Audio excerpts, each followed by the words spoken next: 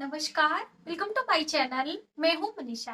दोस्तों, आज की वीडियो में हम जानेंगे कि हमें पूजा करते समय किस तरह के दीपक इस्तेमाल करने चाहिए। दीपक हमें प्रतिदिन बदलना चाहिए कि नहीं। जैसे कि मान लीजिए आप इस तरह से धातु के दिए इस्तेमाल कर रहे हैं या फिर आप मिट्टी के दिए इस्तेमाल कर रहे हैं।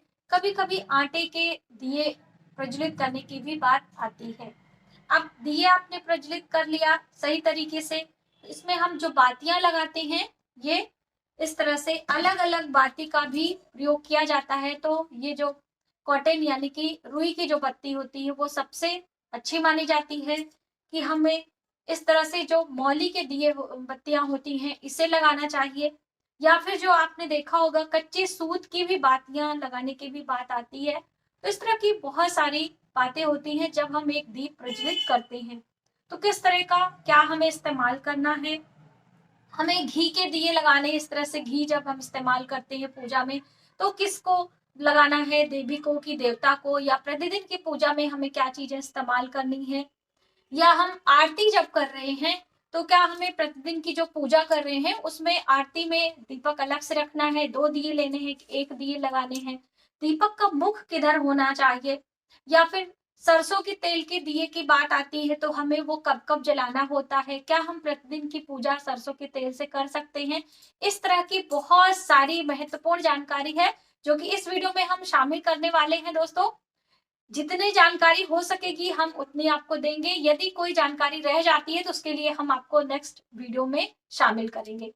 तो वीडियो आप इन तक देखें जिससे सभी जानकारी आप प्राप्त कर सकें। और यदि आपने अभी अभी हमारे चैनल को जो है पहली बार देखा है तो प्लीज सब्सक्राइब जरूर करें। और यदि आपको वीडियो हेल्पफुल लगती है तो आप एक लाइक करना ना भूलें। चलिए अब देर ना करते अपने वीडियो की शुरुआत करते हैं। दोस्तों, हम बात कर रहे हैं, पहले दीपक की ही बात करते हैं, यानी कि किस तरह के दिए हमें लेने चाहिए। तो आप चाहे प्रतिदिन की पूजा कर रहे हैं अपने घर में सुबह शाम, या फिर कोई यज्ञ अनुष्ठान कर रहे हैं, अखंड मानस का पाठ है, नवरात्रि पूजा है, सत्यनारायण की पूजा है। बहुत सारे लोग जो सौगेली खाते हैं, मीठी सौगेली कई लोगों ने हमसे कहा भी है। तो कुछ ही दिनों में मैं आपके लिए एक बहुत अच्छी वीडियो लाने वाली हूँ कि उसका क्या विधान है। ठीक है, तो इस तरह से दिए के बिना हमारी पूजा अधूरी होती है। ये तो आप हमेशा जानते ही होंगे कि जब भी हम पूजा की शुरुआत करते हैं तो दीप प्रज्वलित सबसे पहले किया जाता है। ठीक है, जब ने आपने पूजा की चौकी सजा ली है तो वहां पर सबसे पहले आपने पुरोहित के साथ भी जब भी पूजा करी है तो कर्म कांड विधि में दीप प्रज्वलित करने की बात आती है। तो जब भी दीप प्रज्वलित करें तो एक बात का ध्यान रखें कि नीचे उसके बेस में आसन लगाना जरूरी होता है। चाहे आप अनाज का आसन लगाएं या फिर फूलों का आसन दे सकते हैं, या फिर किसी जो है और भी चीज का, आटे का आप स्वस्तिक बना दें, कमल पुष्प बना दें। इस तरह से अलग अलग आसन की बात भी कही गई है। और आसन बनाना होता है, डायरेक्टली हमें धरती पर या चौकी पर दीप ऐसे नहीं रखा जाता है, ये शुभता भरा नहीं होता है। इसका अगर आपको विधिवत तरीके से जानकारी चाहिए तो देवी भगवत पुराण में इसका वर्णन हमें मिलता है कि हमें डायरेक्टली जमीन पर यानी धरती माता के ऊपर इस तरह से दीप नहीं रखा जाता है। तो ये बात आ गई कि आसन पे ही हमें दीप रखना होता है। अब दूसरी महत्वपूर्ण बात आती है दोस्तों कि जब आप दीप लगा रहे हैं तो क्या धातु के दिए लगा रहे हैं या फिर मिट्टी के दिए लगा रहे हैं, या फिर आप कोई जो डिजाइन वाले दिए आते हैं जैसे दीपावली के अवसर पर इस तरह के दिए आते हैं मार्केट में, या फिर आटे के लगा रहे हैं। तो कोई भी दिया आप लगाएं, आटे के दिया विशेष मनोकामना हेतु लगा सकते हैं। जब भी कोई मनोकामना पूर्ति की बात आती है तो आटे की बात आती है। अलग अलग आटे की अलग अलग बात कही गई है। अभी मिट्टी के दिए और धातु के दिए के बारे में हम आपको बता रहे हैं कि जब आप धातु के दिए इस्तेमाल कर रहे हैं तो जैसे सुबह आपने पूजा करी है, अब शाम को आपको फिर से शाम को धूप दीप दिखाते हैं हम घर में, तो सुबह वाले पूजा को फिर दिए को फिर से आप ना जलाएं, इसे धो के साफ कर लें धातु के दिए को। और उसके बाद फिर से आप इसमें नई बाती डालें, आप नया घी डालें और उसके बाद अपने पूजा की शुरुआत करें। अगर मान लीजिए आप मिट्टी के दिए इस्तेमाल कर रहे हैं इस तरह के, तो जो सुबह दिया इस्तेमाल किया वो संध्या को आप ना करें, संध्या को नए दीप लगाने हैं।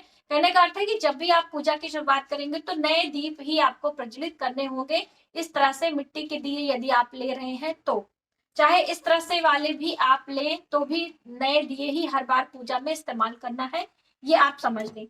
अब बात आती है कि हमें घी या तेल के दिए जलाने होते हैं क्या? तो आप जब भी पूजा करते हैं घर में, तो घी के दिए की बात आती है। गाय का शुद्ध घी हो उसके दिए आप प्रज्वलित करें, इससे घर में शुभता होती है, संपन्नता आती है।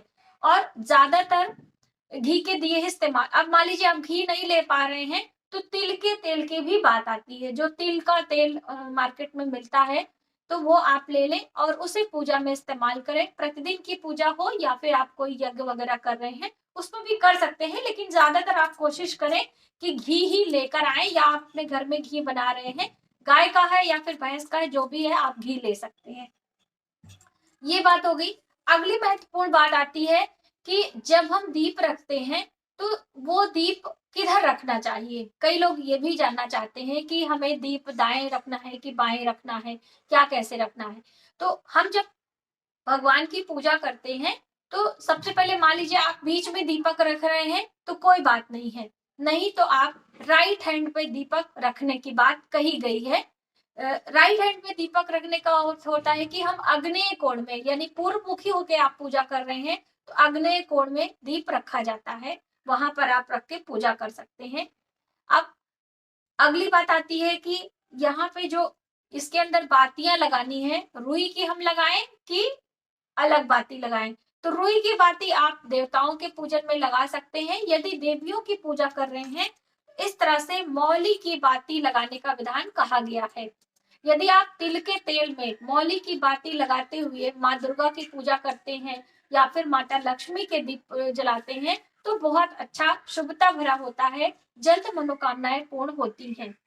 लेकिन मौली की बाती में, ये मौली हम आपको दिखाना चाह रहे हैं, दो प्रकार की आती है कि ये कॉटन वाली होती है जो सूत से बनी होती है, और ये जो इस तरह से अभी थोड़ी है इसलिए हम दिखा रहे, दोनों में आप अंतर समझिए कि ये सिंथेटिक होती है। अगर इसका इस्तेमाल करेंगे तो ये बार बार बुझ जाएगी और आपको समस्या होगी, इसलिए ये वाली मौली आप ना ले। ये वाली मौली ही शुद्ध होती है, इसी से रक्षा सूत्र बांधा जाता है और इसी का इस्तेमाल पूजा में देवताओं को वस्त्र के रूप में भी आप कर सकते हैं। यदि आपने वस्त्र नहीं लिया है तो वस्त्र के रूप में भी इसका इस्तेमाल करते हैं। ये हो गया। अगली महत्वपूर्ण बात आती है कि जब आप दीप जला रहे हैं यानी पूजा कर रहे हैं, उसके बाद जो आरती होती है, आरती के समय आपको अलग से दीपक लगाना चाहिए। ये नहीं कि आपने दीपक जलाया है, प्रज्वलित किया है पूजा के लिए और उसके बाद उसी दीपक को लेके आप आरती करें। आरती करने के लिए एक अलग दीप लगाएं, हो सके तो दो दिए लगा लें, एक कपूर का हो गया, एक आप जो है घी के दिए आरती कर सकते हैं। चाहे आप सिर्फ कपूर से ही आरती कर लें देवताओं को, वो भी मान्य रहता है।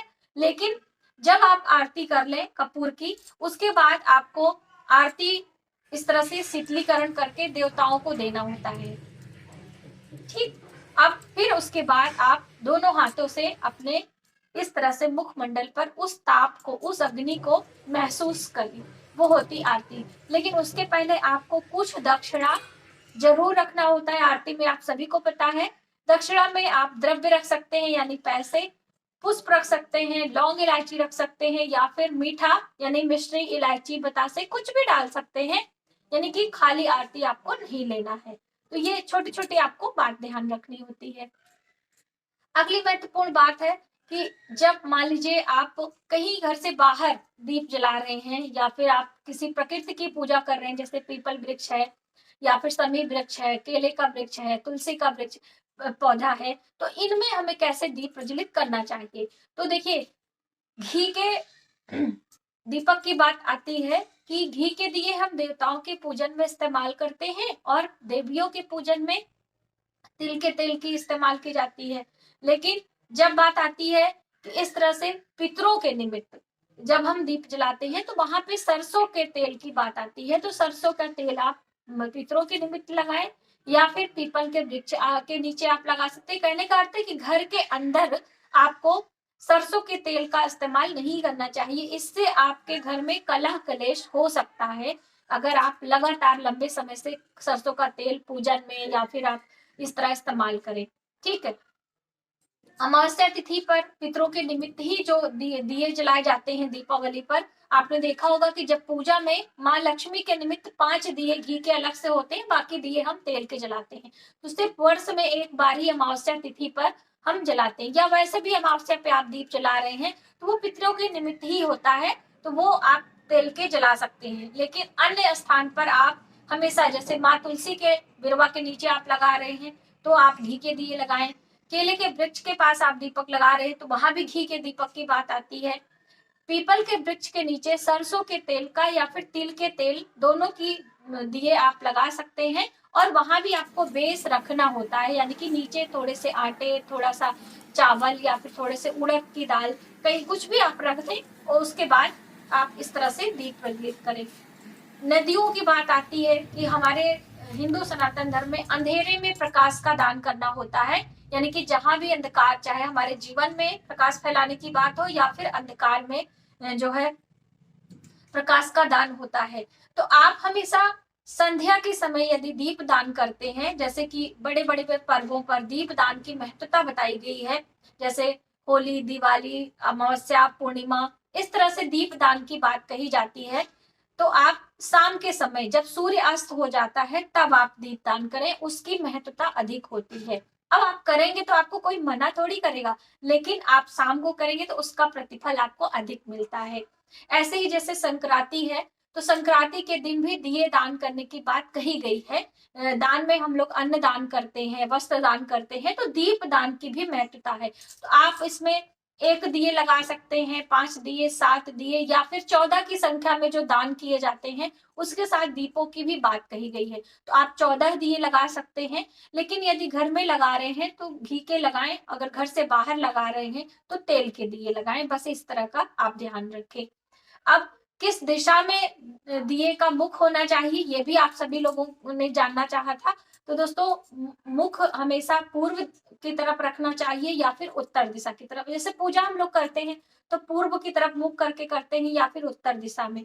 पूर्व की तरफ अगर आप अपने दीपक की लौ रखते हैं पूजा में, तो इससे आपको दीर्घ आयु की प्राप्ति होती है। आपके घर में जो है, जो आपकी संतानें होती हैं वो लंबी होती हैं। आपके घर में आने वाले कोई भी जो परेशानियां होती हैं उनका निवारण होता है। कहने का अर्थ होता है आपके लिए शुभता प्रदान करती है पूर्व मुखी अगर हम दीप जलाते हैं। बात आती उत्तर दिशा यानी नॉर्थ की दिशा। नॉर्थ की दिशा माँ लक्ष्मी की होती है, तो यदि आप नॉर्थ की दिशा की तरफ दीप जला रहे हैं, उस तरफ आप मुख रख के पूजा कर रहे हैं, तभी आप ऐसा करें, तो वहां से माँ लक्ष्मी की कृपा प्राप्त होती है। माँ लक्ष्मी का स्थान उत्तर दिशा होता है। कुबेर की पूजा आप जब भी करते हैं तो उत्तर दिशा में ही करते हैं ना, तो उधर ही आपको एक दीप जलाना चाहिए, उस तरफ से मुख करके। अब दक्षिण दिशा में यदि आप जला रहे हैं तो वो पितरों की दिशा मानी जाती है, यम की दिशा मानी जाती है। तो इसीलिए दक्षिण दिशा में जब भी हम पितरों के निमित्त दीप दान करते हैं या फिर यम देवता के लिए दीप दान करते हैं, तो दक्षिण दिशा की तरफ उसका मुख रखते हैं।